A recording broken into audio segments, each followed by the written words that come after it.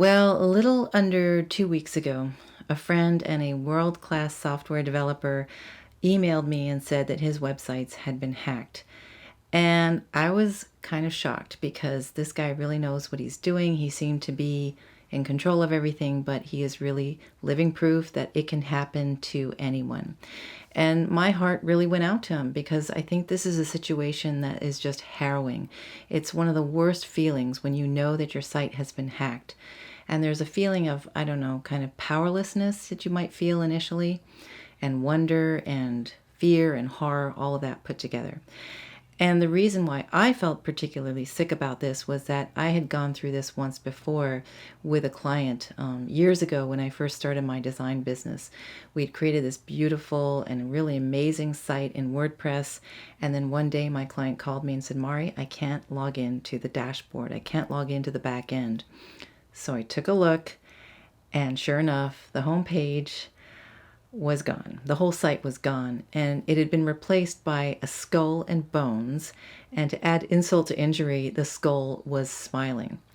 And we got it fixed pretty quickly, but I learned a lot from that situation. And so when this friend called me and said, or emailed me and said that his sites had been hacked, I had that same sick feeling I had many years ago.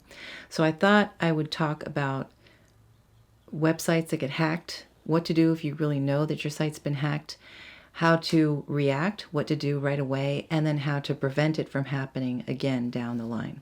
So stick around, I'm going to talk about that.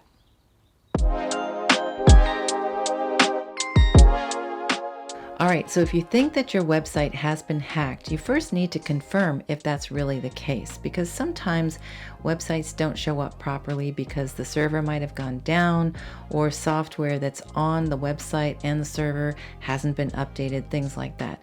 So in order to confirm whether your website has been in fact hacked, what you want to do is go to a site called security.net, enter your domain into their site checker, hit enter, hope that it hasn't been hacked, but if it has, it will tell you. It will say things like there's malware or malicious scripts running on your server, there's been a virus that's put on there, things like that. It will tell you that.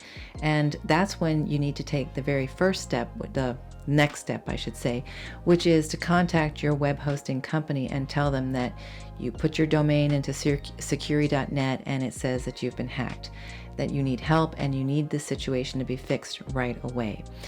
If you're with a good hosting company, they will know what to do and they will get you back up and running in a very short period of time. And a really good web host will actually tell you what happened, what files have been affected, and so on.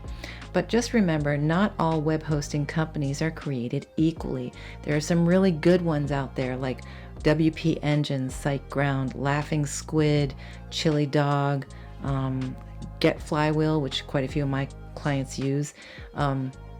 Those are all incredibly outstanding web hosting companies, and especially if you're on WordPress, you need to be using one of those. Now, on the other hand, there are web hosting companies that are not very good. In fact, they kind of make me think of bad boyfriends because they're not reliable, they're not there when you need them, it's hard to get a hold of them, they don't tell you the full story, or they outright lie. And yeah, does that sound familiar? Bad boyfriend. So if you've got a bad hosting company, you need to do what you do with a bad boyfriend. Break up with him. I'm not kidding. Bad hosting companies are, in the end, more expensive than the slightly more expensive, really good hosting companies. So always invest in a very good web hosting company, and you will be happy about that. Now, that leads me to point number 2, which is have a backup of your website and your database if you have that. Make sure you have that, you know where those things are, because if you don't, I think you're kind of screwed, all right? Now, if you have, like I said, a really good web hosting company, they will have that backup for you. They do it every day. And when you log into your account, you'll see those backups. That gives you peace of mind. But I do think it's important to have your own backup and know where it is, because in a worst case scenario, if you have to restore your website yourself, then you have that. You have that ability, you can do it, and you have peace of mind knowing that you have a backup and you know where it is. Look, hackers, They're just the scum of the earth, in my opinion. They like to just break into sites and create all sorts of problems. Why? Because they can. And if you don't have a backup, they're probably laughing at you. So have a backup, know where it is. I suggest having it on an external hard drive or on your computer, but just make sure you have it and you know where it is. All right, tip number 3 is make your site as secure as you possibly can. Think Fort Knox. And if you don't know what Fort Knox is, look it up. But I'm dead serious. You need to have a very secure website. So anywhere that hackers can get in, the login to get into the back end, the dashboard of your website, forms, registration forms, comments, anywhere they can really get into the site, even in a simple way, those are vulnerabilities, so protect them. Use honeypot, use two-factor authentication, use reCAPTCHA, use plugins and add-ons that will protect your website. And also, the other thing that you want to do in the case of a backup is you want to change your passwords on a pretty regular basis. Have difficult passwords, not your birth date or your mother's maiden name or where you were born, but nice long passwords with all sorts of characters and numbers and things like that. Also, like your backup, know where it is, okay? And finally, if you do allow any kind of uploads to your website, make sure that you restrict the types of files that are allowed to be uploaded to your site. You know, in fact, I don't really think you should allow uploading to your site, but if you do, make sure you know what kinds of files you're going to allow and ones you don't. Script files can be uploaded in some cases, and that's where trouble can start, really bad trouble. All right, so keep your site as safe and as secure as possible and check it on a regular basis. Make sure that it appears and functions across all browsers and devices on a regular basis.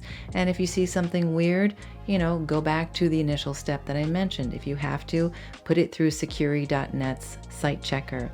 Test a few things to make sure it's not a hack. It might just be an update that's needed. And you know, now that we're talking about updates, make sure that your site is always up to date. Okay? All right. I know hacking, it's a really unpleasant topic. It's just, you know, it's an ugly one, but you have to be aware of what can happen to your website and how to take care of it. That's part of owning a website. All right. Well, I hope that this has been helpful.